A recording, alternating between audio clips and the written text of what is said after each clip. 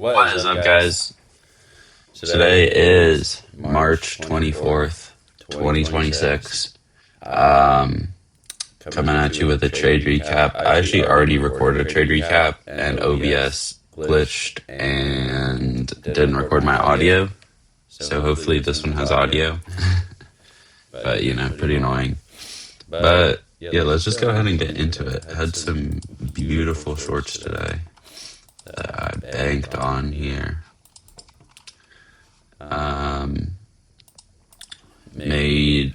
Executions are gone now, but made $588 in about 2 minutes.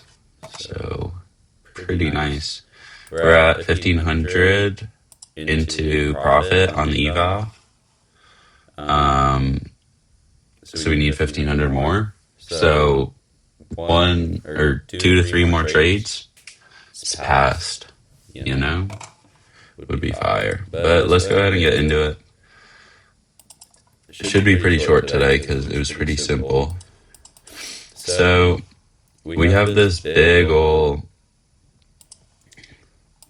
gap from yesterday here from morning from the Trump tweet, and we kind of just chop around here. We hit a 4-hour, this data, I guess you'd call it data high, hit a 4-hour, and then we started going down. But really, we're accumulating here, so it's like I was open to longs or shorts because of the fact that there's no great sell side targets other than this. Like, this is the only real sell side target. But if we want to move up, then we probably have to resweep. So going into the morning, what I wrote out 2 scenarios. There's the bearish scenario where we go up and then deliver down, which makes sense because look at the morning. All of London were bearish.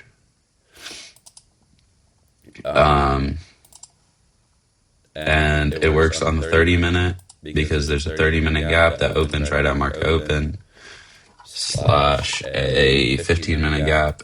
So great condition. If we hit this, react, then I'm looking for shorts. Or on the other scenario, we resweep this 4-hour to then target this 30-minute. So we're using the same key levels. We're just waiting. We're reacting to see what happens. And it's a good mindset to have, just being reactive. Now, the only thing is that there is an SMT on ES because ES already swept out this low. So honestly, I preferred the resweep and then targeting the 30-minute. But we were also bearish since, 3 in the morning. So I was fine with that, respecting this 15-minute. So 30-minute. Yeah, we respect this 30-minute, delivering from that 30-minute, so we were also bearish. So that's why I was pretty neutral coming into the morning. But then at market open, I'm just waiting to see one of those 2 scenarios happen, and whichever one happens, I'll execute on. And, a minute into market open, then we hit the first one. And then here, I'm looking for just an inversion. Here's a 30-second, which I was hoping to get, but it takes a while. So then by the time we inverse on this one, there's already a 2-minute open. So now I'm waiting for this 2 minutes inverse. And it does not close on this candle, which is actually really annoying. Just look at this close. We close all the way down here. Now, I was kind of greedy. I should have just entered right here. And it's it's weird because the target, you have to hold. The close is pretty bad, so you have to close.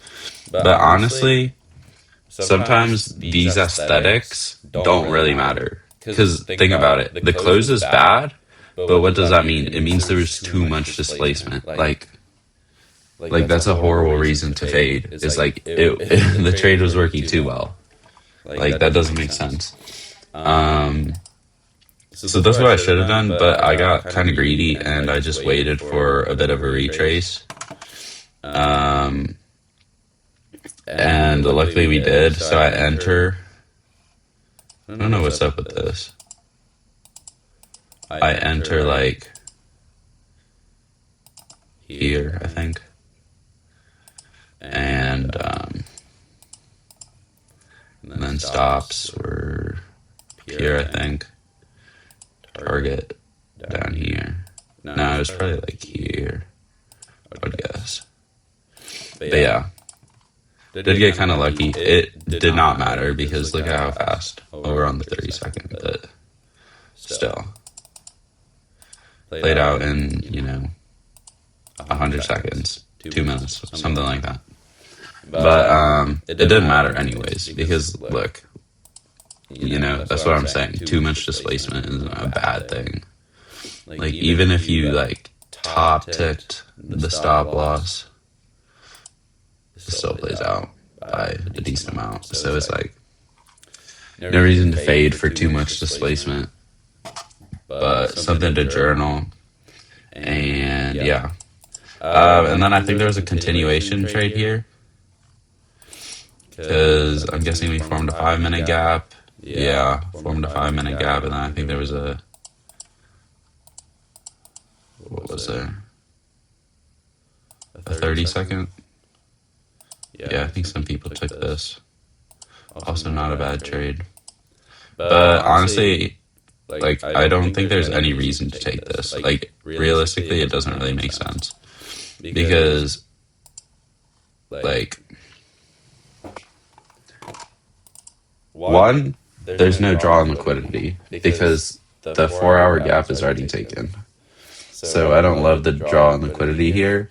And, like, the thing people need to notice is that if one setup already plays out, then every consequent trade, like, lowers the probability because it's like, people have already traded. Like, the move has already happened. Like, you missed the move. And, sometimes it does still play out, but honestly, I'm not a huge fan of this. But there was also longs here, I think, which are decent. Again, I don't know I don't know why you wouldn't take the first trade, but if you were bearish, that also does make sense. Like, we did have an SMT and not great targets sell side. So I'm guessing this 2-minute is what people took. I don't know if this played out, actually. It probably did. It low-key makes sense if it played out. Although it might have been break-even depending on how you played it. Oh, yeah, it played out. 5-minute. Yeah, that probably would have been break-even. Oh, wait, no. There's no 5-minute. Although there's a 4-minute. So I'm guessing it's a break-even if you took break-even here. But not a horrible trade, low-key, because of, like, look at all this liquidity. Like, there's a ton of liquidity. But there's not, like, unfilled gaps, so I still think the first trade was the best, but, maybe I'm biased because I took it. But that's my analysis for the day. I hope you all did well today. Hope you took one of these 3 setups and banked, but if not, then, that's okay. Just journal and learn from it, and I hope you guys have a good rest of your day, and I'll see you in the next one. Peace.